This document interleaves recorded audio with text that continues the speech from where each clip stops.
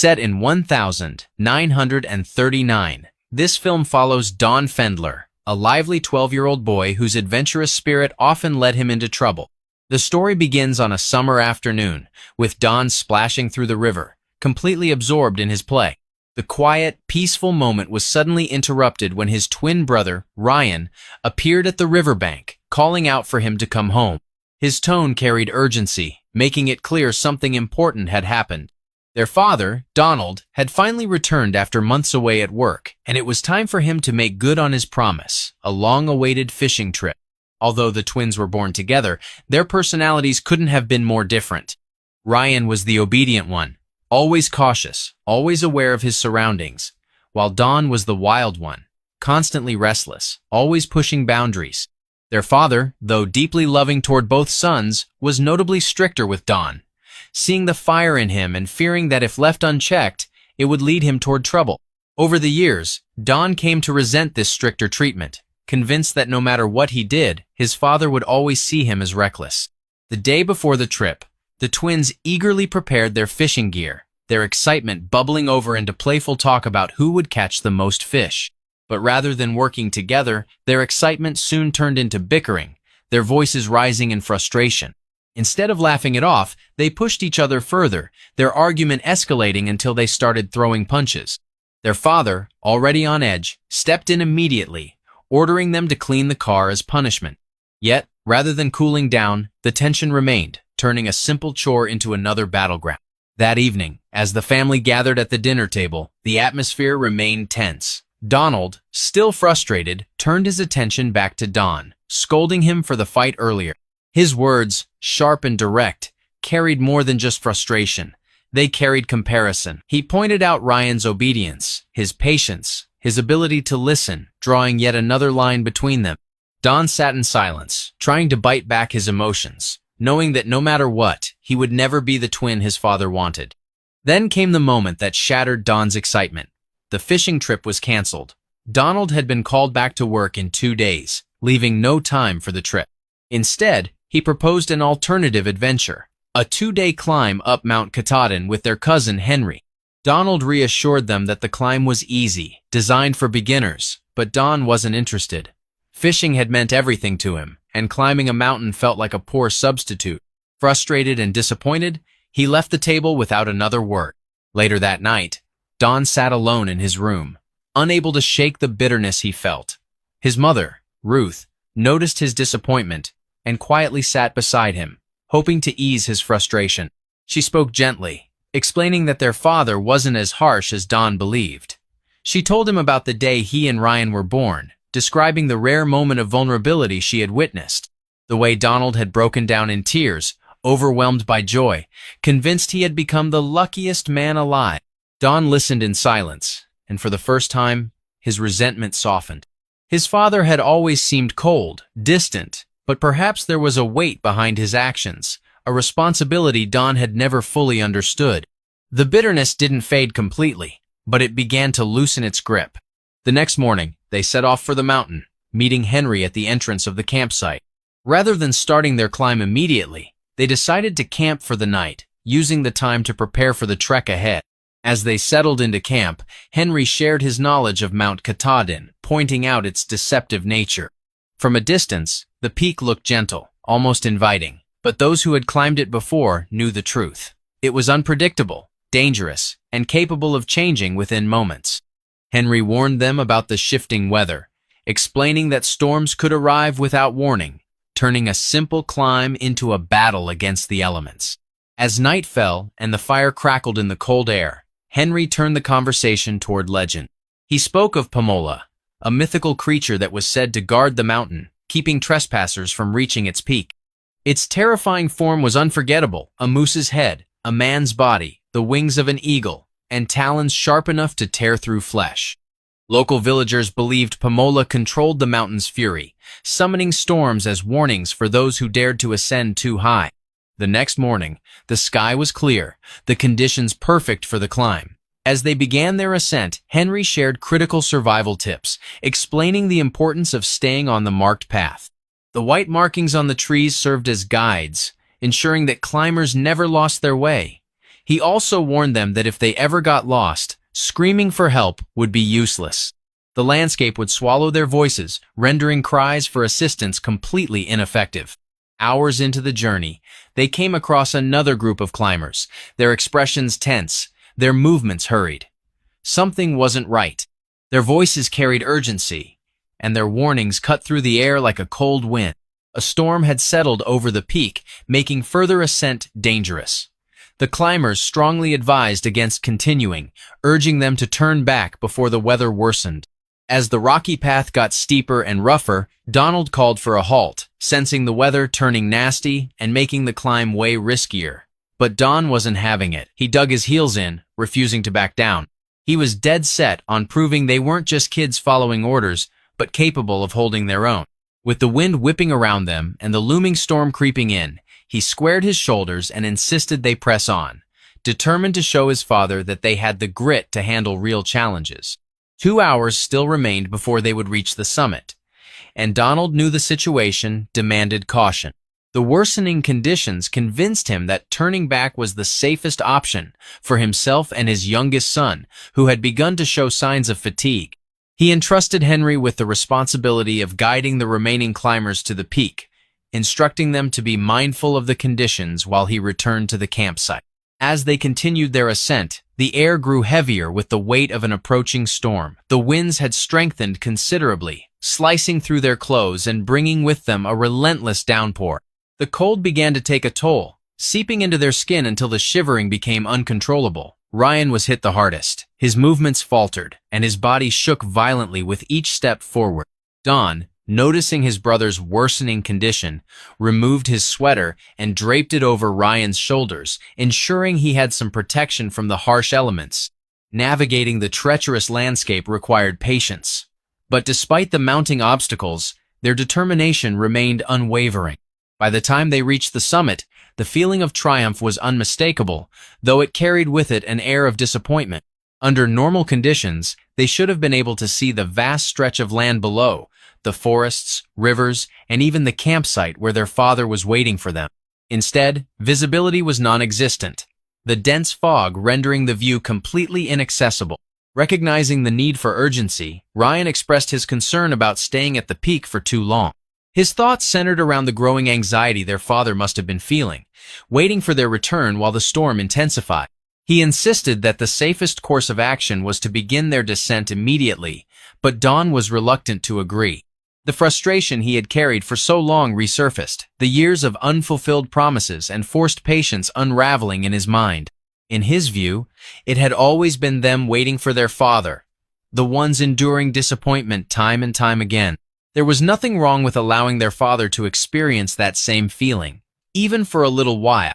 The remark created a sudden tension between them, an unspoken resentment revealing itself in the quiet space between their exchange. What had once been a celebration of their accomplishment turned into a reminder of the distance they still had between them. The atmosphere shifted, and before Henry could attempt to de-escalate the moment, Don had already decided on his next move. Without warning, he turned away from them and sprinted down the mountain alone, his emotions fueling his recklessness. The severity of the storm had left the terrain dangerously slick, and Don quickly realized how unstable his footing had become. The uneven ground threatened his balance, forcing him to focus on every step he took. But the warning came too late. His foot landed at an awkward angle against a wet rock, sending his weight forward as his momentum took over. In a split second, his body lurched downward, slipping past the designated climbing path and tumbling into the depths below. Panic overtook him instantly. He attempted to call out for Ryan and Henry, but the violent roar of the storm swallowed his voice whole. Each attempt to scream for help yielded the same result. His words lost to the force of the relentless rain. His vision, already compromised by the thickening fog, deteriorated further as darkness settled around him. He tried to reorient himself, to find something solid to grasp. But each move only led to another stumble. Ryan and Henry, now breathless, arrived back at the campsite where Donald had been waiting. The sight of them immediately set off alarm bells in his mind. Rising to his feet, he searched their faces for an explanation, though his instinct already confirmed his worst fears. The urgency in Harry's voice provided the answer. Don had broken away from them, ignoring their pleas to return. They had chased after him but soon lost sight of him in the storm, unable to determine where he had fallen. At that moment, Don had landed roughly against the forest ground, his body scraping against the jagged terrain as he fought to regain control of his movements. His breathing was uneven, and his pulse hammered against his chest, but the exhaustion settling into his limbs left him momentarily unable to move.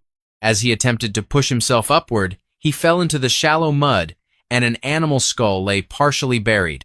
The sight was enough to send a renewed wave of panic through him, and his immediate instinct was to retreat. However, his struggle to escape the eerie discovery led him into another obstacle. The thorn bushes caught hold of his limbs, ensnaring him in their sharp embrace. The more he fought against them, the deeper they cut into his skin. Frustration clouded his judgment, and without thinking, he shed his outer clothes, freeing himself from the grip of the branches and continuing his frantic escape into the unknown. Donald and Henry had already set out, determined to retrace the path that would hopefully lead them to Don. The worsening conditions complicated their search, but they refused to consider the possibility of failure. With each passing moment, Donald's concern evolved into desperation, forcing him to accept that immediate action was necessary. He ordered Henry to contact the forest rangers, knowing that if Don wasn't located soon, survival would become increasingly unlikely. Don had long since lost track of time, the darkness swallowing everything around him until orientation was impossible. His shoes, having endured the brutal journey, began to tear apart, leaving his feet vulnerable to the unforgiving landscape. His injuries multiplied, but his exhaustion left him numb to the pain. Wrapping his bleeding foot in his damp socks, he pressed forward, determined to continue despite the suffering his body endured. His thoughts drifted to home, to his mother's warmth and reassurance. The grief rising in his chest consumed him as regret overtook his senses. He cursed his recklessness, the foolishness of his anger, the senseless decision that had led him to this moment. If given the chance to return, he swore he would be the best son imaginable, promising himself that he would change. By the time the search teams arrived at the mountain, the effort to locate Don had expanded significantly. The flashlights illuminated the path as voices called out his name, but as the hours passed, their certainty in finding him grew weaker. Donald, struggling to accept the reality unfolding before him, finally made the most difficult decision of his life. He contacted Ruth, his voice heavy as he delivered the devastating news. Don was missing. The next morning, as Don woke from his shallow sleep, a feather rested near him, carried by the storm's wind. His fingers wrapped around it, his mind recalling the legend Henry had spoken of earlier. He tucked the feather into his shirt pocket, allowing the weight of his predicament to settle further. The forest was relentless, and as time continued forward, mosquitoes and insects gathered around him, adding another layer of discomfort to his condition. His movements were slow, directionless, and the landscape around him only became more unforgiving. His path was uncertain, his survival dependent on luck. At the same time, Ruth had arrived at the search site, desperate for answers. The ranger she spoke to conveyed doubts about Don's survival, citing the strength of the wind during the time of his disappearance. It became clear that the search effort was no longer centered on finding him alive, but rather on recovering his body. The revelation shattered Donald, confirming the grim thoughts that had been circling his mind. The forest was vast, the sheer size of it presenting challenges that seemed insurmountable. The rangers emphasized the difficulty in locating someone lost in such an expanse, estimating the terrain to stretch over 100 hectares. Memories surfaced, and Donald found himself recalling the message he had instilled in his children. If lost in the forest, they must hold on to their common sense, follow the flow of water, and continue moving forward. The advice had seemed simple at the time, but imagining Don in his current situation, he understood just how impossible those instructions would be to follow. 3 days had passed, and Don remained wandering. His instincts led him toward a small river, the sight granting him a fleeting moment of peace. He allowed himself to embrace it, indulging in the water as a temporary escape from his reality. But the comfort was short-lived. As he rested, a strange sensation overtook him, his skin crawling with a presence unseen. He hurried to investigate, his hands frantically pulling at his clothes. What he found was that leeches covered his body, clinging to him as he struggled to remove them. His breath became labored, and with sheer determination, he rid himself of the creatures. Nearby, the lifeless form of a small bird lay in the dirt, a victim of an eagle's hunt. The sight unnerved him, the image presenting itself as an omen. On the fourth day, frustration settled over the search efforts, as Donald and the others struggled to find clarity regarding Don's whereabouts. The sheer vastness of the wilderness made the search feel impossible, and the lack of leads began chipping away at their hope. Realizing the need for a wider approach, Donald suggested bringing in a helicopter to cover more ground and increasing the number of volunteers to comb through the forest. Meanwhile, in another part of town, Ruth took matters into her own hands, reaching out to newspapers in the hope that widespread coverage would bring in more hands to aid the search. The urgency in her voice carried through each conversation. She contacted the fire department, the governor, and anyone with the means to help bring her son home. The efforts paid off. By the next morning, word of Don's disappearance had spread significantly, and a large number of volunteers gathered at the search site, prepared to sweep through the forest in hopes of finding something, anything that could lead to Don. Don, on the other hand, had drifted deeper into the wilderness, pushing forward without a sense of direction. Exhaustion clawed at him, but he refused to stop. As he trudged through the dense terrain, his eyes landed on an abandoned mine, its structure worn down and forgotten by time. Inside, he found remnants of old life, objects that hinted at past inhabitants.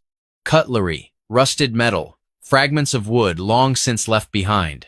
The sight sparked a deep hunger in him, and his thoughts immediately turned toward finding food. A river nearby seemed promising, and so he attempted to catch fish, hoping to fill the emptiness gnawing at his stomach. But his efforts proved futile. Each attempt ended in failure. He pushed on, desperate to succeed, but after countless tries, his energy dwindled, his frustration mounting. His breath came labored, and the hunger tightened its grip until he could no longer ignore it. Defeated, he sat by the water, his mind growing foggy. Then, in a fleeting moment of clarity, an idea struck him. His shirt? He removed it, folding it into a makeshift net, and tried again. This time, his movements were calculated, his patience steady, and before long, he caught something, a large fish, thrashing against the fabric. The sight filled him with a momentary rush of relief, and without hesitation, he took it back to the mine, eating it raw, no longer caring about anything other than silencing his hunger. As he sat within the hollow of the abandoned structure, his thoughts drifted home. The warmth of his family, the comfort of sitting at the dinner table, the quiet conversations that once seemed trivial, everything felt distant now, and the weight of his isolation pressed against him. He had taken so much for granted, assuming that certain things would always be there, but now, lost in the vastness of the unknown, he was more determined than ever to get back. With newfound resolve, Don pressed forward, trying to recall every lesson his father had taught him. He followed the flow of water, moving as instructed, but soon, the night descended, forcing him to stop. He knew that continuing in the darkness was a death sentence, and so he settled once again within the forest, preparing for yet another night exposed to the harsh elements. 6 days had now passed since Don had gone missing, and the case had become a widely discussed headline. More than 150 volunteers had gathered in the search effort, making it one of the most significant rescue missions in the area's history. But despite the massive deployment, the majority had lost hope in finding Don alive. Their efforts had shifted. Rather than rescuing a lost boy, they were searching for remains. Many of them were waiting for the first signs of decay, expecting that soon the scent of death would lead them to their answer. By the 7th day, the rescue teams encountered something they had feared, a foul odor rising from a gap in the rocks. The volunteers moved quickly, convinced that they had finally found Don's body, but as they attempted to investigate, no adult could fit through the narrow opening. Ryan, present at the search site, volunteered to check. The decision sparked hesitation, as Donald knew the risks, but given the circumstances, he had no choice but to allow it. Ryan was carefully lowered into the gap, the tension thick as everyone waited in anticipation. But soon after, relief spread through the group. The smell had not come from Don's body, but rather from the carcass of a coyote that had perished within the crevice. A week had passed, and the collective conclusion was unavoidable. The volunteers, one by one, decided that it was time to end the search. Their resources had been exhausted, and the chances of finding Don alive had long since faded. However, Donald remained unconvinced. Something felt unfinished, and he refused to let go without marking additional locations that had yet to be explored. Don, meanwhile, had reached a point of near surrender. His strength had deteriorated, his body fragile, his mind consumed by delirium. The night had settled once more, and as he curled beneath the cold sky, his eyes landed on an impossible sight. Standing before him, shrouded in shadows, was Pamola. The creature, its moose-like head, its human body, its powerful wings, moved forward, and in that moment, Don felt no fear. Instead, as Pamola wrapped its wings around him, he felt warmth, he felt understanding, he felt something beyond explanation. Within the creature's embrace, memories surfaced. His childhood, the times his father read stories to him at night, the nights he pretended to sleep just so he could be carried to bed. He recalled the moments when, as the years passed, his father had begun to view him not as a child but as someone older, someone capable of independence, and the closeness they once had began to fade. In that absence, he had acted out, fighting for attention, rebelling in ways he didn't fully understand, and now, lost in the vastness of the unknown, he realized how much he had wanted to be seen. Back at camp, Donald awoke suddenly, a feeling of restlessness pulling him out of sleep. An overwhelming urgency took hold, and before he could think, he was running into the forest, ignoring the danger, ignoring the darkness. His body moved on instinct, desperation guiding his every step. But then, in an unexpected twist, fate delivered a cruel punishment. Blinded by panic, Donald collided with a sharp branch, the impact slicing into his left eye. He stumbled back, pain ripping through his senses, and when he finally collapsed, the damage had already been done. The diagnosis later confirmed what he already knew. His left eye would never see again. The news reached Ruth quickly, and she rushed to check on his condition. In that moment, all masks were removed. She admitted the truth she had long kept hidden. Since Don's disappearance, she had believed, without doubt, that if one of them had to be lost, it should be Don. Not out of cruelty, but because she believed in him. She knew he was strong enough to find his way home. And Donald, weakened but reflective, finally admitted something he had never voiced before. He had failed as a father. He should have embraced his sons when they greeted him, should have allowed them to feel his presence, his warmth. Instead, seeing Don mirror his own stubbornness, he had treated him harshly, believing discipline was the way. And in doing so, he had forgotten what Don truly needed. A father figure, not just a teacher. 9 days into Don's disappearance, his condition worsened. His body barely functioned, his strength waning. But despite everything, he refused to stop walking. His hunger, his fatigue, his injuries, they consumed him, yet he still moved forward. As his vision blurred, hallucinations took hold. Within the dense forest, he saw his bed, appearing inexplicably in the wilderness. The urge to rest overwhelmed him, and as he lay down, his family surrounded him. Their presence felt real, their smiles, their warmth, their embrace. He began to accept it, believing this was his end, until suddenly, his father appeared in his vision. The sight of him was clear, unwavering, and in that moment, his father's eyes, despite the darkness, called him home. The moment Don's eyes fluttered open, the weight of exhaustion pressed down on him, his body aching, battered, barely holding on. The world around him was silent except for the rustling leaves, the towering trees casting long shadows over the damp earth beneath him. With what little strength he had left, he fought to rise, limbs shaking from days of wandering, starving, pushing forward through relentless terrain. His breath came in ragged gasps, each step a battle. But somehow, he broke free from the suffocating grip of the forest. The river stretched before him, its presence a lifeline, shimmering under the afternoon light, and then he saw a woman at the river's edge. Summoning every last shred of energy, he screamed for help, his voice cracking from exhaustion. But it was enough. The news of Don's survival spread like wildfire, a moment of hope after 9 days of uncertainty. The rescue team rushed to the riverbank, lifting the boy from the jaws of the wilderness, bringing him back to the world he had fought so desperately to return to. His mother arrived next, her relief spilling into tears, her embrace tight enough to hold all the fear she had buried for days. It was revealed that Don had walked more than 80 miles, an impossible feat, even for grown men. His survival was a miracle, a story that defied logic and expectation. Taken to the hospital, he was greeted by crowds, welcomed with the warmth of everyone. And then, his father. Donald stood before him, his expression a storm of emotions, but when Don apologized, expecting anger, he was met with something else entirely. Donald pulled him into an embrace, a hug heavy with unspoken words, a quiet acknowledgement of his son's strength, his resilience, and the fact that he had made it back home at all.